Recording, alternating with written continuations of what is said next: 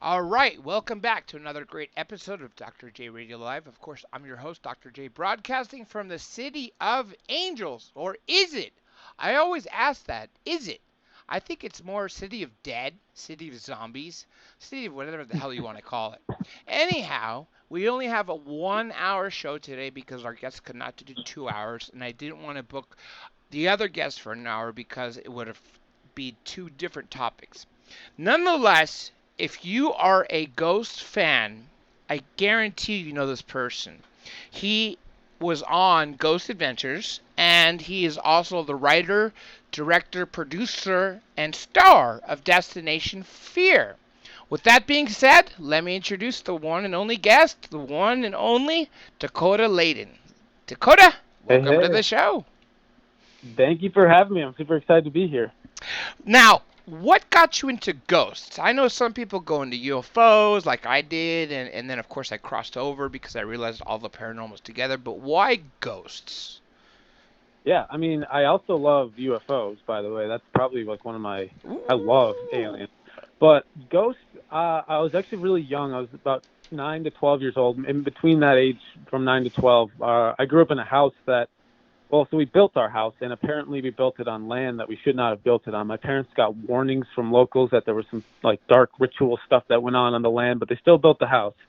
And I grew up in the haunted house. We had stuff happening to my everyone, me, my sisters, my parents, and we ended up getting the house blessed after like when I was about like 12 years old, and we had to get it blessed many times. And after like a good year or two of just like us blessing it and trying to like get over it, we it hasn't been bad since. But I grew up like with that early on, so it was kind of in my mind at a young age, and so I guess that's how I got into it to answer that question. And then later on, like in middle school and in high school, I became like an urban explorer. I loved urban exploring. That was like one of my main hobbies other than filmmaking. And I would go to abandoned buildings and experience them, go to the local haunted places in my area. And like that just kind of became a hobby at an early age. So it was because of your own personal experience. That makes total sense. Now, Yeah. I have two standard questions I ask everyone I mentioned earlier about hmm ghosts. First, have you ever come across a non terrestrial ghost? Hmm. I don't think I have. I mean, honestly don't know what I've encountered could have been, uh, but I've never personally have. I would love to though. That'd be amazing. Yeah, wouldn't it? Right to see a gray or a All insectoid, white. a ghost, transparent, and it's like whoa, yeah. And the reason I ask these questions is specifically the alien, is because we have crash and retrievals like Roswell and other things. There has to be dead ETs on Earth. That's why I figured. Second Yeah. No, question. I believe that 100%. Right, right, yeah. I've only gotten a couple yeses, but not very many. Okay, here's the Yeah. second one. Have you ever come across a ghost that's speaking a dead language? Ooh, that's Ancient really creepy. I mean, Greek, Latin, um, uh, because you're in the U.S., I would think maybe American Indian. yeah. So I personally haven't heard that, but I was at a Native American property and we did pick up chanting on one of our cameras. And I couldn't make out what it was saying, but it was definitely like rhythmic and it sounded like a rhythm and like chanting. And that was really creepy to me because it was 3 in the morning on a Tuesday and we were in the middle of nowhere. And the fact that we heard chanting just kind of scared me because I'm like, there's no way there's like people outside chanting right now at 3 a.m. like just 120, 100 yards away from us, and we can't see them. And that creeped me out. So kind of, yeah. I've always said this before. If I run into an ET, I think I would be more scared shitless if I run into a ghost. Because, see, Oh, ghosts me can too. appear out of nowhere. They're sometimes they're not. You don't see them at all. When you do see them, they don't look like they're, of this earth, of this time. They're what's the proper word? I said translucent earlier, but what's the proper word? Aberrations. They're aberrations. Yeah, totally. I mean, I can totally agree with that. My biggest fear, I told my parents this like at a young age, is aliens. and it's because it just scares the crap out of me. Space is so scary. I'm like a claustrophobic Is. person, and space is the opposite of claustrophobic. It's just openness, and Mm-hmm.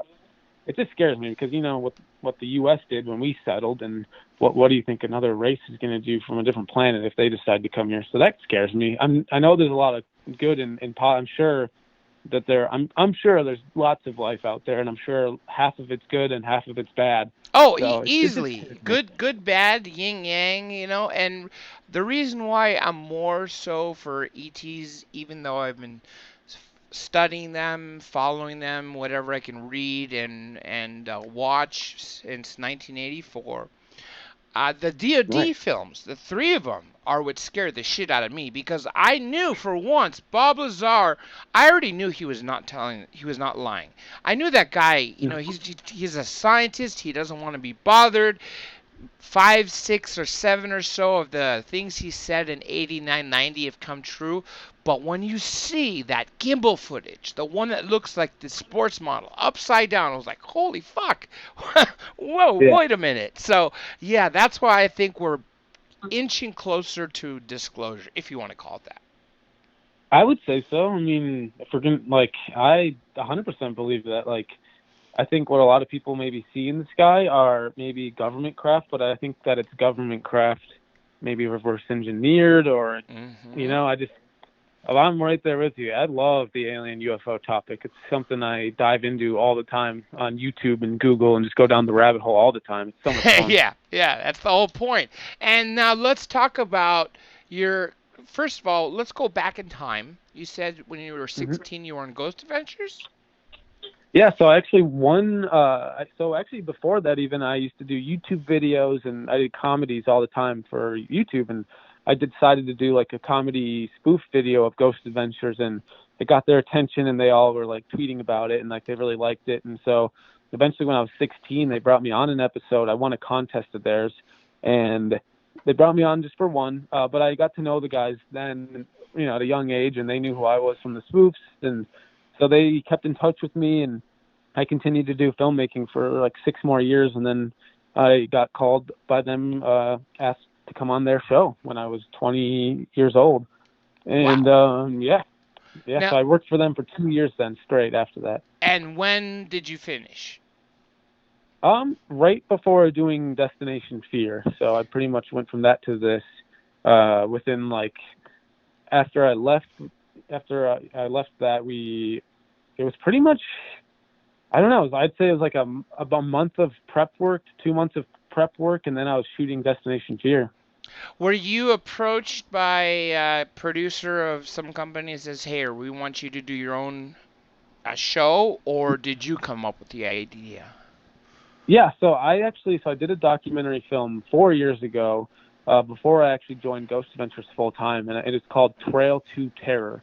I haven't released it yet, and then I'll tell you why if you want to know. But basically, that was the exact same concept as Destination Fear. It was a road trip that the same people are in the show, and it was 5 nights in a row, not 10, 5 locations in a row, not 10, and so it was just a smaller level, smaller scale, but the exact same thing. Every night we sleep alone. Tanner and Chelsea don't know where they're going. I picked the whole road trips and they're riding blind. It was the same exact thing. And so it just all kind of naturally worked out. Travel Channel actually found out about it and didn't even realize that was me from Ghost Adventures. And they already liked it a lot. And so it just worked out really well. And so I didn't have to come up with any new ideas. It was something I'd passionately made 4 years prior. It's like the left hand doesn't know what the right hand is doing here. Yeah. Now, let's talk before I get into some cases that you've been involved with. What equipment do you use? Yeah, so okay, this new show, Destination Fear, I honestly don't consider myself a paranormal investigator Mm-hmm. because I'm really not. I'm more, and the people I brought with me on this trip, they've never been any sort of involved in the paranormal, so they were all brand new to this. So I consider me more of an explorer. But when I was at these places, I had to bring out gear. There was just no way I would go to a haunted place for 12 hours and not bring out some gear and try it out and just put it to the test. So that's kind of what we did. Every location was put the gear to the test and put the room to the test that said to be haunted. And but I would say my favorite. I like the digital recorder just because it's very. I like my favorite gear is the stuff that you can explain to anyone and they'll at least kind of understand the gist of it. Like a digital recorder, how you just hit record on a recorder, set it down, ask questions out loud, and if you play it back and there's a voice that's answering or that wasn't there before, well, you got something. Digital audio recorder, you mean? Like a EVP? Yes. Yep, exactly. I love using digital audio recorders to get EVPs, and I like the REM pods. I like anything that picks up like movement, like just a motion activated, even like a security system is cool to try.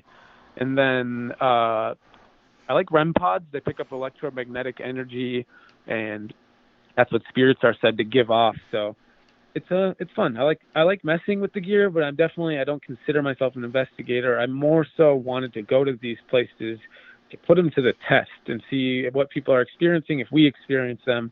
And then every night at these locations on the road trip, we would separate and go sleep alone for 3 to 5 hours. Ooh. After going through these experiences, you slept alone, you said? Exactly. So we would get dropped off around 7 p.m. Usually we would do some sort of a group walkthrough, usually with no gear, and just walk through it and experience the building. Then maybe we'd break out gear, but about the halfway mark, I'd say like anywhere from 6 to 8 hours into our group stuff, we would then all as a group agree on the 4 scariest parts of the building or buildings, depending where we were. And we would draw out of a hat, and that's where you go sleep for the rest of the night, usually anywhere from 3 to 5 hours. And it wasn't really sleeping because no one really slept, but it was more like an experiment and seclusion and to see what happens when you're alone now, and if something wants to maybe make itself more apparently known to you now that you're kind of secluded and by yourself. Now, how long have you been, well, you mentioned since you were a child when you started hearing this chanting, right? Or the haunted house. The chanting was actually at a location for the documentary I did. We heard it. It was on Native American land. But I had stuff happen at the house that just terrified me when I was young. What's the most terrifying, or a couple of the most terrifying experiences you had at your house before you got into TV? Yeah, so I had my own experiences. I was waking up every morning at 3 a.m. I heard bells at 3 a.m. That's the time, right? I always hear 3 a.m. Why? And I was young, so I didn't know anything about this. So I was telling my mom, I keep waking up at 3 a.m. and I keep hearing like bells and like things. And it was just weird. I don't know what that even means. But so stuff was happening to me, but I never like saw anything until one day I was actually home with my mom. It was just me and my mom, and she was down in the basement, and that's where like a lot of everything that's happening in the house. But there was like one room in the basement that seemed to have a lot of activity, which is weird. And it was the storage room of all the places. And all of a sudden my mom comes running up the stairs, and she's just like crying. And I didn't know what happened. I'm like, what's wrong? And she like, I thought like she got hurt or something. I don't know. And then all of a sudden, she told me that when she opened the storage room door, that there was a man in there, and he just lunged at her and went right through her. And like we had never had this ever happen. We weren't like a ghost family. We didn't watch ghost stuff. Paranormal was not a part of our life. So this was like a huge shock. Now, let's talk about some of the locations that you've been to and that you saw the most activity. And why do you think these locations that you went to had the most activity? Yeah, I mean, some of the nights aren't as active as others, but we had, I'd say, a handful of the 10 that were just pretty extraordinary. And we actually just had an episode, the last episode to air was Sweet Springs Sanitarium in West Virginia. And it was like nonstop activity. We kept hearing audible, like talking. We thought someone was in the building with us. We did a full search of the property and the building because we were convinced that someone was messing with us. And, but so like that, the location and the history alone has a lot to do with the haunting. But that night, it was a full-on thunderstorm all night long. And, it was just a lot of electricity in the air. There was also a mineral springs that ran underneath the location. And there was a lot to that place, and I feel like we kind of hit it at the perfect storm. Perfect storm for shit happening. Yes, exactly. It was a shit show. It was terrifying. We had so much stuff happen that I can't explain, and I felt like at any night after that, because we did have a couple nights after that where of the 10 locations, because that's what we did too, by the way. It was a one road trip Destination Fear is one continuous road trip. So we're on the road for a little over a month, and we're hitting 10 spots. So, most paranormal people, they go to a haunted location and then they go home. And, even then they worry about attachments and things. So we went to 10 before we went home. And so it was gnarly. But every time after that night, Sweet Spring Sanitarium, when we would get a storm, which I think was 2 other nights we got a storm, I was like twice as scared those nights, just knowing what had happened last storm. What's your hypothesis of why a storm may cause more activity? Electricity or I don't know. I know it's a common belief. I just know that a lot of paranormal investigators, I've never even done this, but they'll bring in devices that give off electricity basically for spirits to take and use. And that's why they say sometimes your battery drains on your camera or on your flashlight, because they're trying to use that energy to show themselves or do something. And so I think the theory is that when there's a storm, that there's this energy in the air that they're using. And I don't even know if I believe it, but what we had happen was so crazy on the storm night. So I was like, maybe there's something to that, but I don't know. Maybe we just had a crazy night and it had nothing to do with the storm. I'm assuming you're on the East Coast, right? When this happened, yes, we were in West Virginia. Right now I'm on the West Coast. Oh, wait, right on. We're in the same time zone. Are you in California or where? I'm in Vegas right now. Ah, next to Zach's Haunted Museum. Yep, I moved here a year and a half ago when I was still working for Ghost Adventures. Okay, here's a question from you for you. This is from Lasha Senyuk. Has a ghost ever followed him home? Good question, actually. It's a really good question, and that was one thing we worried about doing a road trip where we're going to 10 places. If there is an attachment or something, we won't even know which location it came from.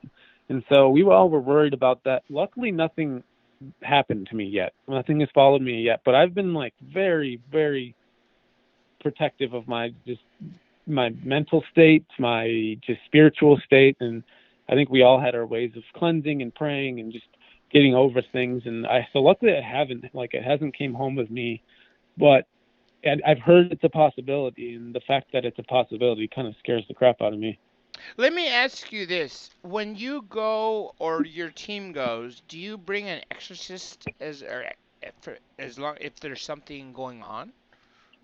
To have an exorcism? So, it's not a bad idea, but with our show, we don't have anything. We don't have psychics. So it's just us four, and we're doing this road trip by ourselves pretty much.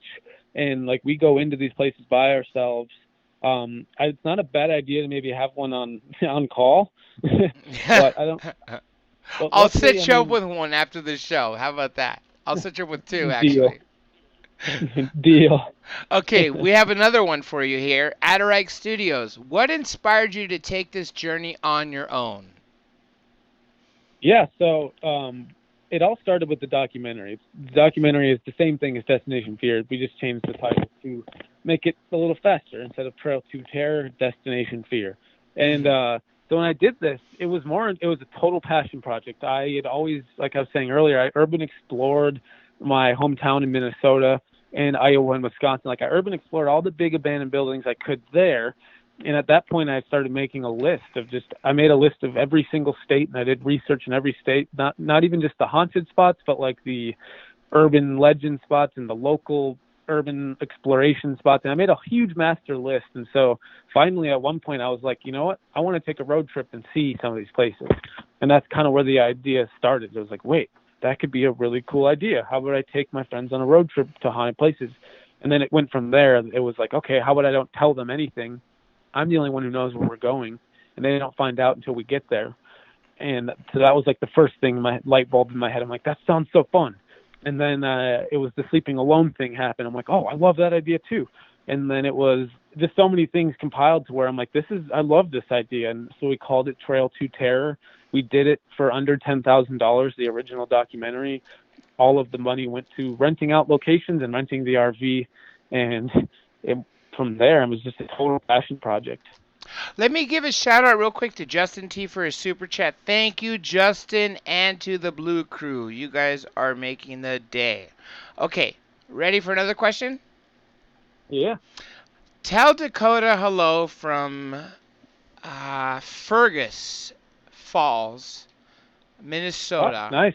Where is the Minnesota, yeah. most terrifying place he has been? Oh, that's the question. The second part. Well, Fergus Falls, I know where that is. That's pretty close to my hometown. And scariest place I've Yeah. ever been? Oh, man. I would Probably a lot, say huh?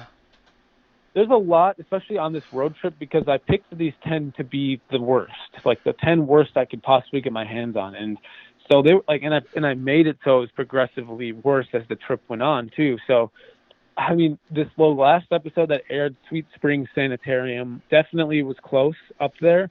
We went to a place called Eloise Psychiatric Center in Detroit. That was pretty up there for me. But honestly, I think Pennshurst in Pennsylvania is by far the one location that's affected me the most. It's a mixture of just terrible, terrible, disgusting history, stuff that you can't even believe happened in America and not even that long ago, and just a very active haunt. And it kind of I've been there twice now, once for the documentary and once for the show. And every time I've been there, it just makes you want to cry, but also you're scared. It's like the weirdest mixture of emotions. What is Pennhurst, for those who don't know? Is it another psychiatric ward?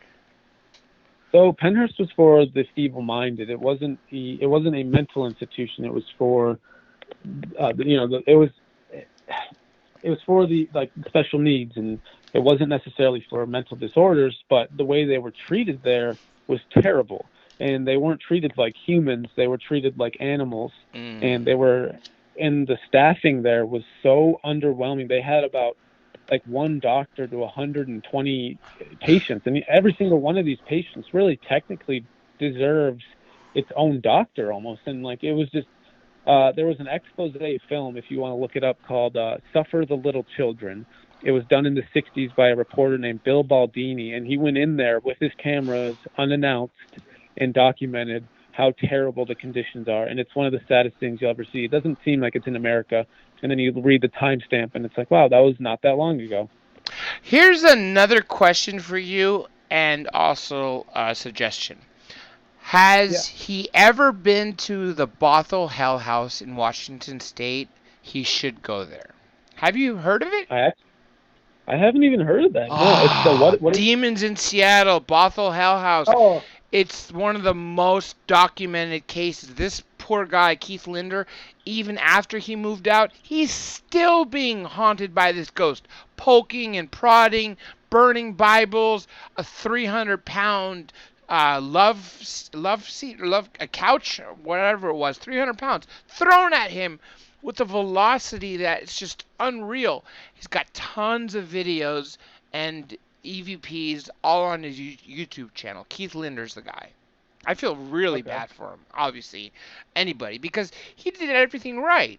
And it turns out that after the house was built, it was built on a American Indian burial ground, but more so that the previous tenant or the previous owner also had issues. Wow. You got to check that out. Definitely check that out. I don't know if you're familiar, but is that the one that Ghost Adventures went to? I believe so. He had two different, one in the U.S. and one in the U.K.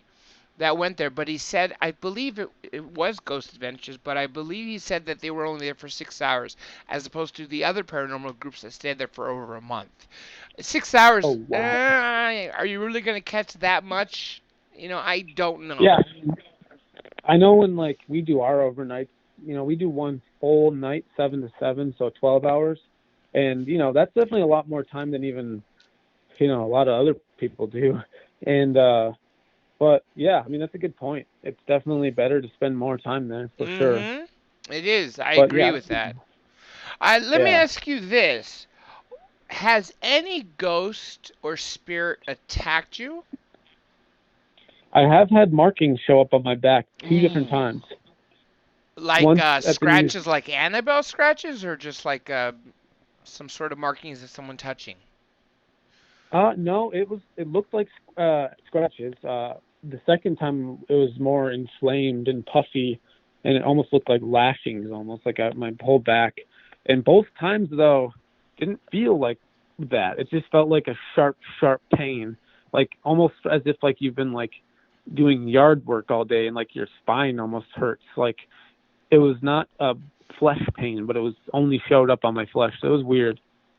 Weird. And you know And what? I'm not allergic to anything. Yeah, and that's even makes it more weird and interesting because obviously they're using something or doing something that we are not aware of yet. Yeah, there's a lot we need to learn.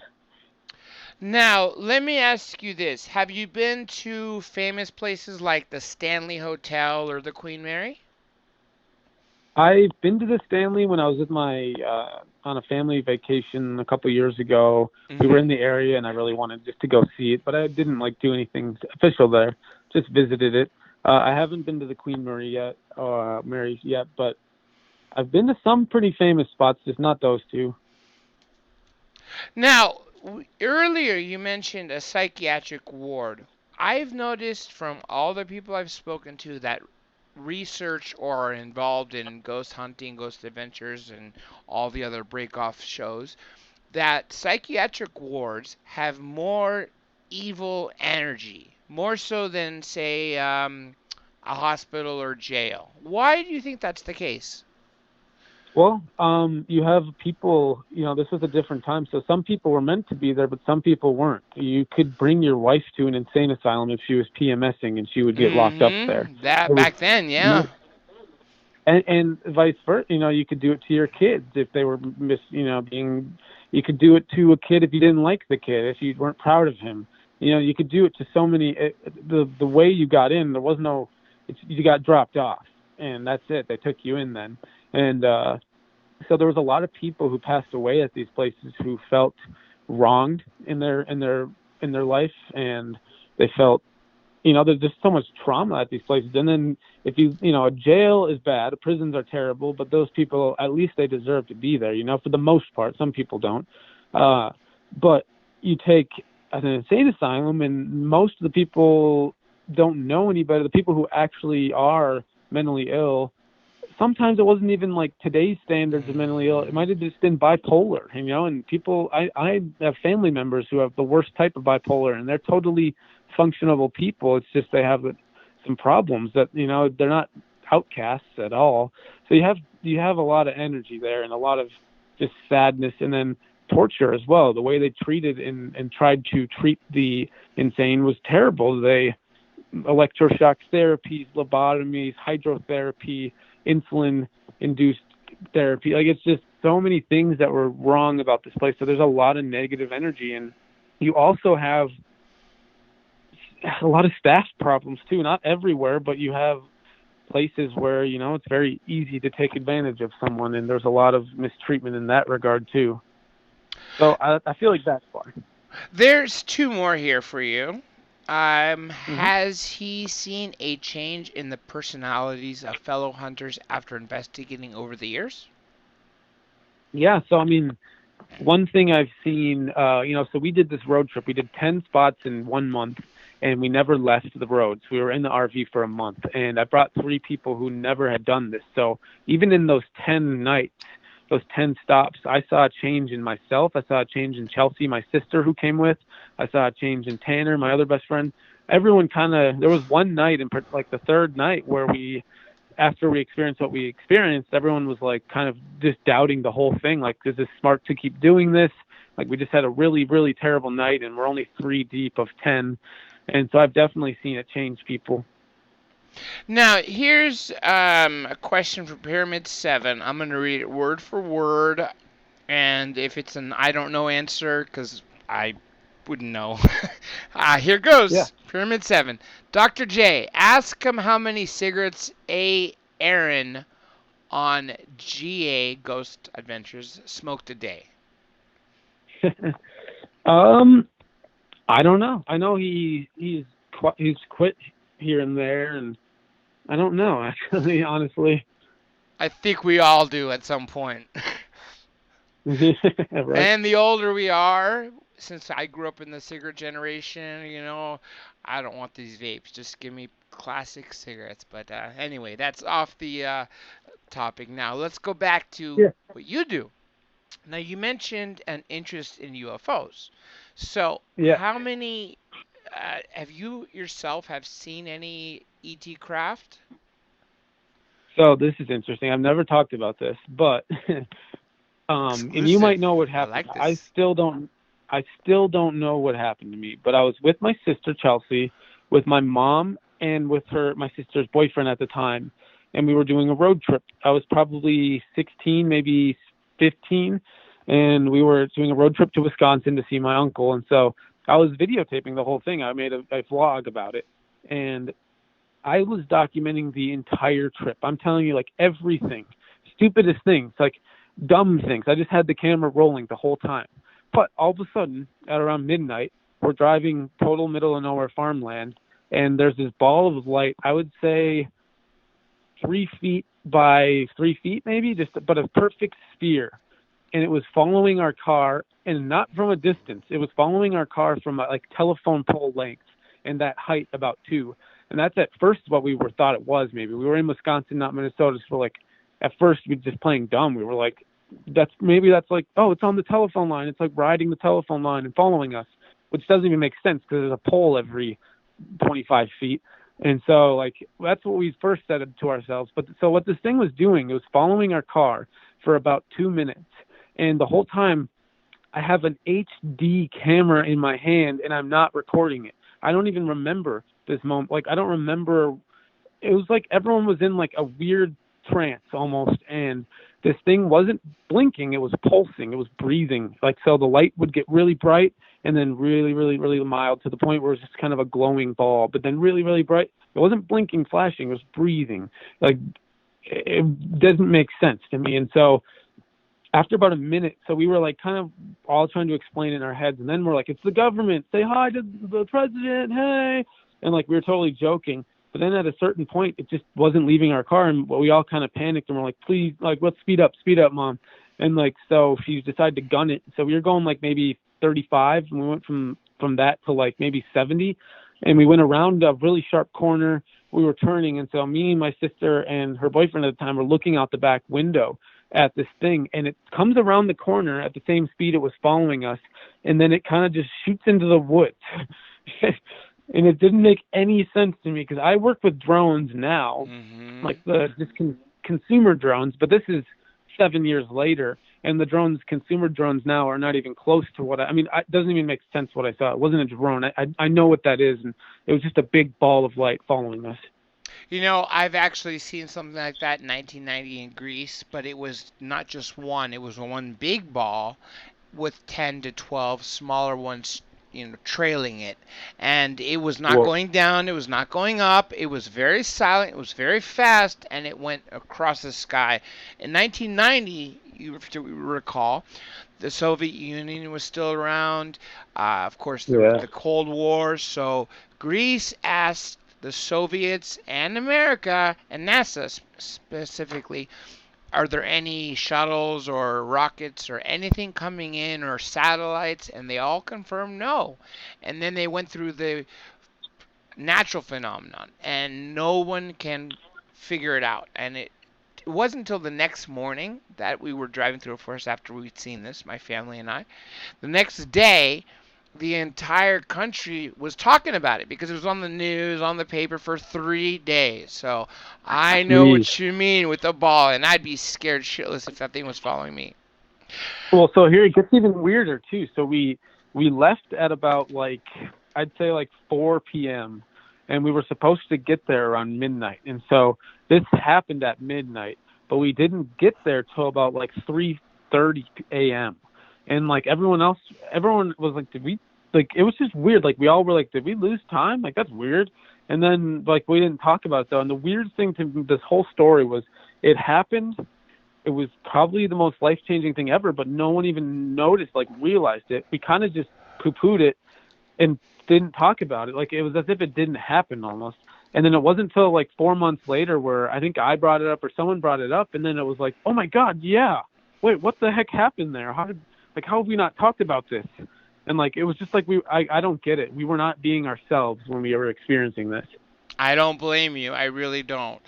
And it's frightening because, especially if it's non-terrestrial, it doesn't act in any way that we know of consumers or military. Something silent, a ball. I don't know if it's quite aerodynamic to cut through the air.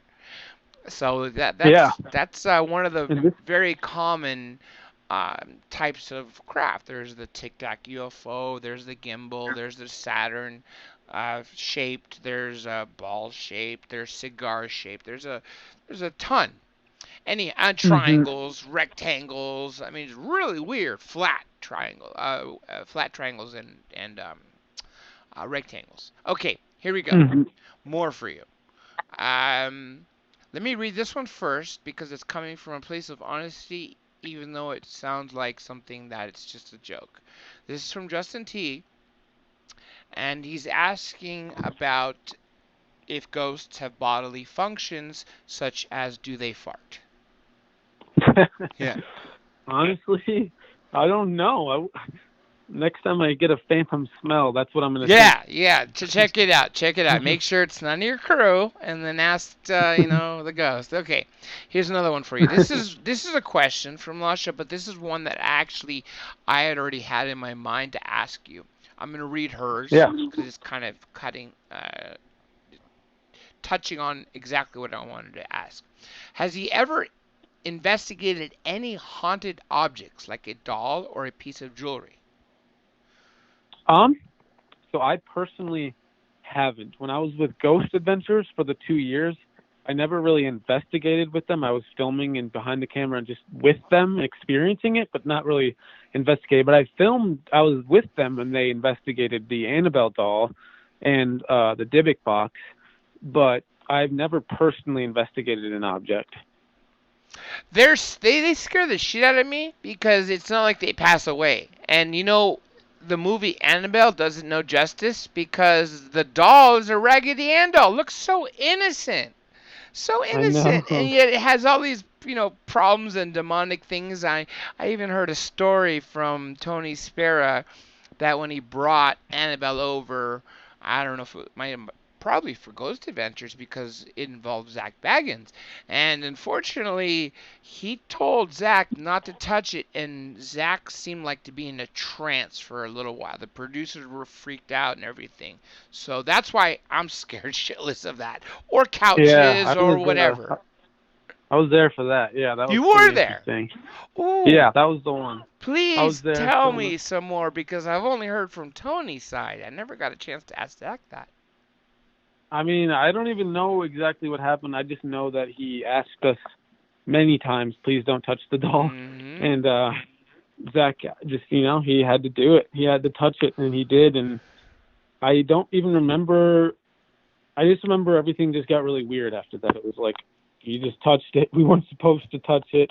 I know, there wasn't any like fighting or arguing. No, but I know Tony but I just heard he was in a trance. That's what the producers thought. He was Right? definitely not acting right. I don't even remember the whole event.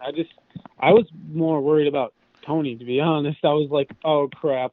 Yeah. He told us not to touch He this. said he's not so bringing Annabelle anywhere. It doesn't matter because apparently he required 2 first-class tickets. That way Annabelle could sit next to him on the plane. How freaky would it be? You're boarding a plane and you get in the first-class section and there's someone sitting and next to it is a doll in a seat with the seatbelt strapped on or whatever the hell you want to call it. It's like, whoa.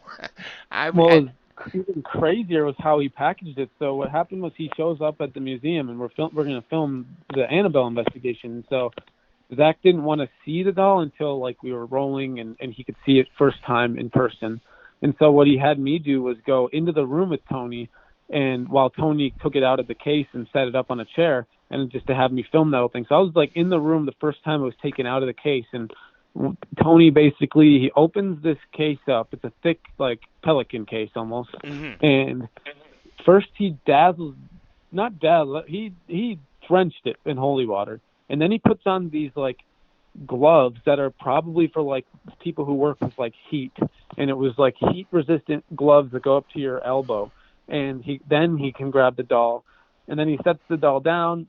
and then he asked that no one touch it, and he left it on the chair the whole time. But then even when he packaged it back up, he put it in the back in the case, and then drenched it again with holy water, and then shut it. And he didn't even touch it. He touched it with gloves, huge, thick gloves. I'm not surprised after what he's told me, the what he has to go through every time. He says he has to bask in the light of God, things like that. That's why he's safe, because he knows how to handle it. Other people, unfortunately, have met their demise. At least one that I know of. Okay, here's one for you, and I think I disagree a little bit, but I'm going to get your opinion on this. Why do ghosts haunt places and not people? I actually think they do haunt people. I was don't know just if going to it's ghosts, say, because though. the demons in Seattle was a person, and the ghost is following him. He can go from, well, he still lives in Seattle area, but he can go to New York in a hotel room, and that freaking ghost is still in the room with him. It follows him wherever he is. I don't think it's a ghost. I think what he's dealing with is a demon. I think that's like the difference, is that ghosts haunt. You know, a lot of ghosts are probably honestly residual. Like, it's just an energy that's didn't even know it passed away and is still there. But I feel like whenever there's an attachment to a person, which I've heard of and I've filmed before. I wasn't investigating, but I was filming it, and I've seen it happen where I really think it's an internal demonized thing. It's a demon, really, not a ghost that's following people. But I don't know for sure. I mean, that's the whole thing with the paranormal and all of this. Like, no one really knows for sure what's going on. So that's just speculation. But I do think it's possible for someone to be maybe not haunted, but, you know, attachment, some sort of oppression from something maybe evil. Jonathan Kipp asks, has he ever had intuition or inner feelings pull towards ghosts and their location? I mean, I have had times happen where, like, we'll walk through a building, and I don't consider myself a psychic or anything like that, but I have had times where, like, we'll walk into a room and it's like, oh my gosh, like, I just feel gross. I hate this room. Like, I really want to get out of this room. And then hours later, when we go back to that room, we have something happen, and it's like, okay, well, this is the only thing that's happened so far. It's been in this room. And, like, remember earlier I was saying, like, this room, and, like, those moments kind of are weird to me. I'm like, how did I feel that? Like, how did I pick up on that? But I have nothing more than that, though, for me. Here is more for you. It's I'm going to combine the two because it's from the same person, Adderike Studios. Did you ever consider your friend's safety, i.e. demons, evil spirits that can attach while you do these hunts? How are you protecting yourself and friends? Yeah, so the very first episode, actually, that was our big kind of talk as we're driving in the RV for hours was, you know, what do you guys fear the most from this? How are we going to get through this? And, you know, we did come up with a game plan. Luckily, it wasn't like, you know, luckily we were all family. It was me, my sister, and then my two best friends, but my two best friends who've been friends with my sister longer than I've been alive because they're older than me. So, like, we're all family, very close. And so part of just getting through this was us understanding and knowing who we all are as people and knowing when something's wrong. And we all had our own personal ways. I prayed. My sister prayed. You know, I definitely would pray when I felt like I had something I needed to get off my chest, and just if I felt like I was being negatively affected, I would pray. And you know, we all had our own ways of just getting through it too. But you know, the big element was really too just keeping an eye on each other and making sure. And that was for sure, like, that was a big worry. You know, I wanted to do this really crazy experiment, this road trip nonstop, sleeping alone, terrifying. But, you know, I also don't want to ruin my friends and my friendship as well. So, like, we were very, very, very, like, on each other's case, just about how are you doing. There are days when you could tell someone was not feeling good or doing good, and, you know, we would just do whatever we could to get whatever was on their mind off their mind. Usually it was about the last location. And, you know, the other thing too is we're going to places, all the places we went to were sanitariums, hospitals, asylums, and prisons. Pretty much only sad places. Hospitals, people Sad. die every day. Code blue, whatever. I think it's code blue. Every time I've been in the hospital, I hear code blue over and over again. And I asked a nurse Hmm. once, what does that mean? Someone's in cardiac arrest. I'm like, oh shit, I don't want to be working there. Yeah, and like we were going to all these sad places, and after about 3 or 4, it all starts to kind of hit you, and you got 6 more left, and they're even sadder. And so yeah, like even the sadness was overwhelming. Ward Alien Video asks, does he believe UFOs and ghosts and Bigfoot are intertwined? I mean, I don't know. I do believe that the alien world definitely is so unexplained, and there's probably so much more going on than meets the eye. I don't know if it's intertwined, but maybe, potentially, maybe some of the ghost experiences people have actually been alien ones, and maybe some of the, Vice yeah, versa. yeah, exactly. I honestly think that I started with UFOs and I'm like, okay, ghosts are in a different category, but I started to realize that they are intertwined. Paranormal is the umbrella to cover it all. I don't know Yeah, how that's led me to believe. Maybe 7 years of talking to people on radio, shows me this. But that's yeah, what I've come to realize is that you can't separate one without talking about the other. totally. Now, we have about 10 minutes left, and I'm going to ask you after we finish if you could stay on for a quick moment so I can thank you off air. What do Yeah, you hope for the future of your show and you? yeah. I mean, so I would love the show. I'd love if it went on several seasons, and it's an idea I actually genuinely love. So this isn't like this never was about getting a TV show for me. This is about doing. I'm a filmmaker at heart, not a paranormal explorer, not anything else but that. I am a filmmaker, storyteller, and so this is an idea I fell in love with it. So I would love to do this for as long as possible, but even when it does end, I'm going to continue filmmaking, and I definitely want to make movies one day. I've made short films on YouTube my whole life. I've written scripts, that no one's ever read, and so I really want to pursue that. And once this show's done, whenever that may be, as long as it hopefully goes, I'm definitely going to try to pursue more movie stuff and more just the filmmaking route. And I do directing. I edit the show right now, and so that's Produce it, definitely my right? main passion. We have to produce it and edit it and everything. So it's definitely my main passion, and I want to continue that and just keep telling cool stories and maybe get to the point where I'm doing like actual movies. Well, you're still very young, and fortunately, you have an amazing resume, so that all is in your favor. Thank you. Honestly, it's been a lot of work. I didn't go to college for film, but for those 4 years, I should have been in college. I probably worked harder than anyone I know of, and I put every hour of every day into filmmaking, learning online, going on sets. I was on sets for 2 years straight, Lionsgate, big movie sets, $100 million movies. But I was not only was I a production assistant, but I was like the bottom of the bottom production assistant. I was the one delivering coffees to people, delivering organic cold pressed juices to people. That was my job for 2 years, but I worked hard and I asked the right questions and I learned, and it's definitely something I love to do, and maybe I'm obsessed with it too because I don't really ever stop. Now, again, this all started because of your experiences at home. The paranormal stuff did. I never honestly saw myself doing a film mixing the two. Not until I did the documentary. I was like, oh, I'm a filmmaker. Why not do a little paranormal, idea? And then I thought of the idea of the road trip, and I'm like, this sounds so fun. I got to try it. The thing we have, and it's a good thing you're involved in all aspects, is because every time I look for something on YouTube, we know 95% is bullshit. Sure, there are great people. If you see someone that says, a YouTube channel on whatever, say dogs, right? And they show their Yeah. family with dogs, and then one video comes up and says, "Hey, UFO over my house." Well, then that's more genuine than someone who does, 500 videos on UFOs or ghosts. Same thing. Yeah. So that's what I look for. I look for consistency. Let me give a shout out to Rockstar. Thank you also for your super chat. And cheers to the Blue Crew. Thank you so much for the Blue Crew. I got the best moderators. Well, we got 8 minutes.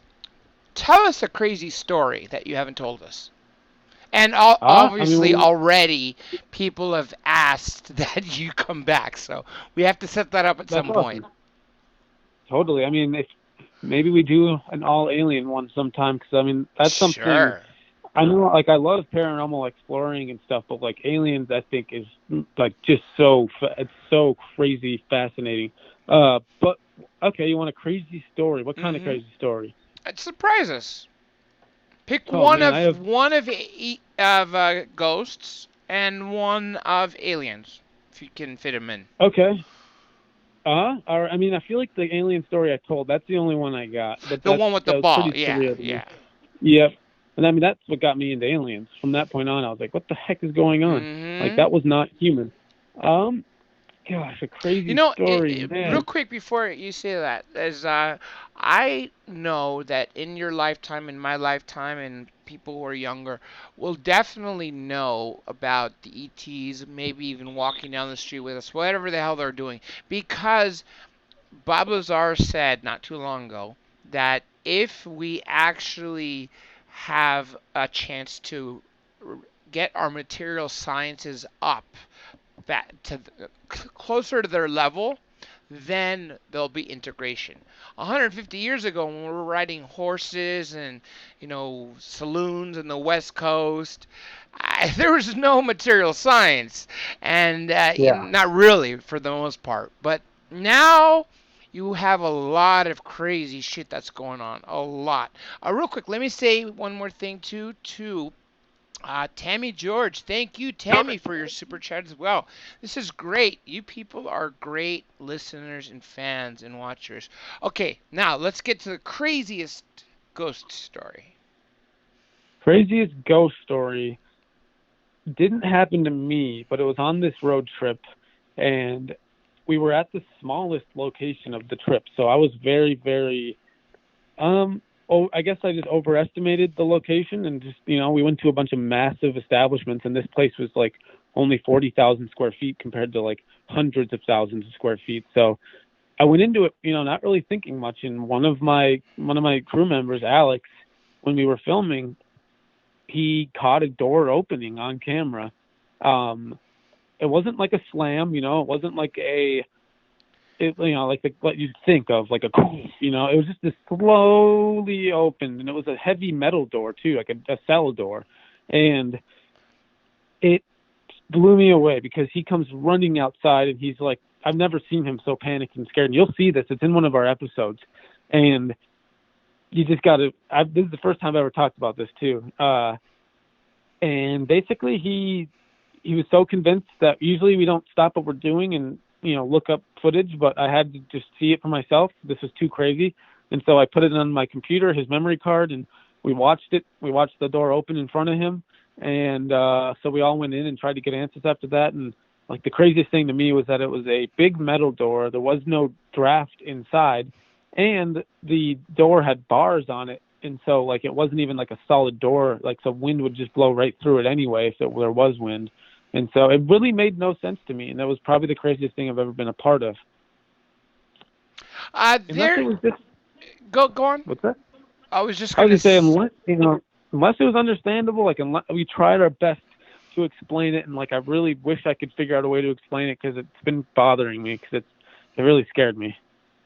I wouldn't. I'd be scared shitless too, literally at that point. Like I said early on, that ghosts scare me far more than ETs. If you see a craft, a disc, whatever it is, it lands, and then you see these, even if they're not walking, if they're floating a couple feet off the ground and they're reading your mind, it's not like a ghost where shit's closing around you, things are burning, and with no explanation other than they are accessing something that we clearly don't have an understanding. As a matter of fact, I truly believe we have more of an understanding of aliens, UFOs, than we do about ghosts. I don't know why, because people Yeah. can talk about ghosts from centuries, maybe even millennia, but definitely centuries.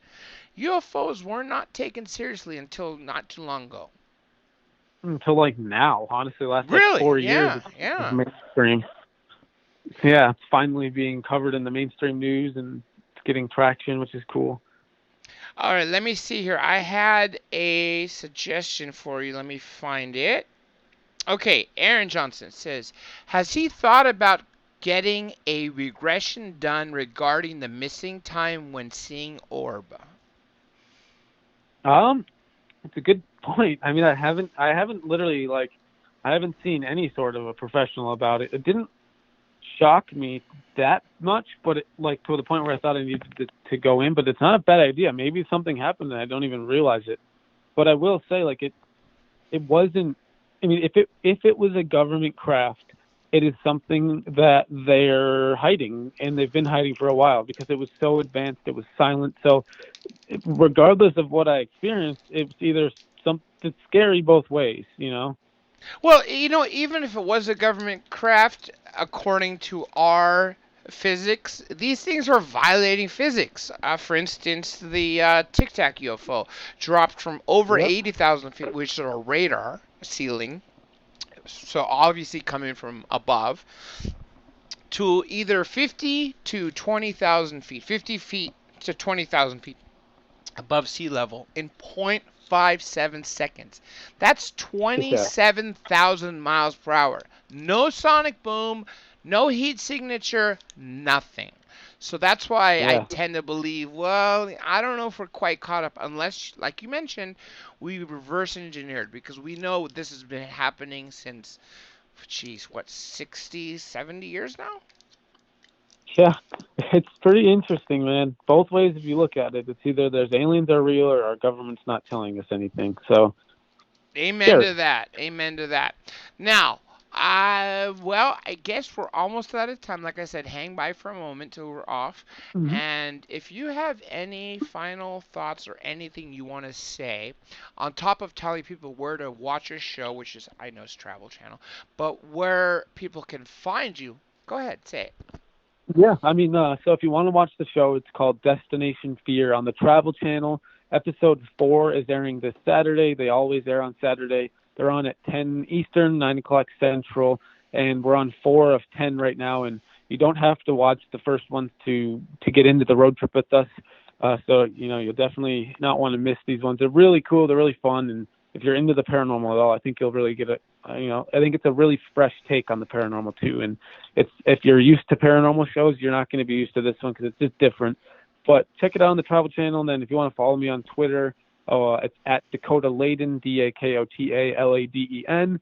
I'm going to be posting updates and stuff there all the time, and yeah, that's everything I got. Well, with that being said, like I said, I'm seeing even more requests for you to come back. So usually I tell people 6 months to a year because I'm so full of guests that I'm even backlogged. But I'm gonna make an exception for you because you're so damn cool, and I Oh, thank you, know man. we just got to the tip of the stories. Plus your exclusive story. Yeah. I want to thank you for that.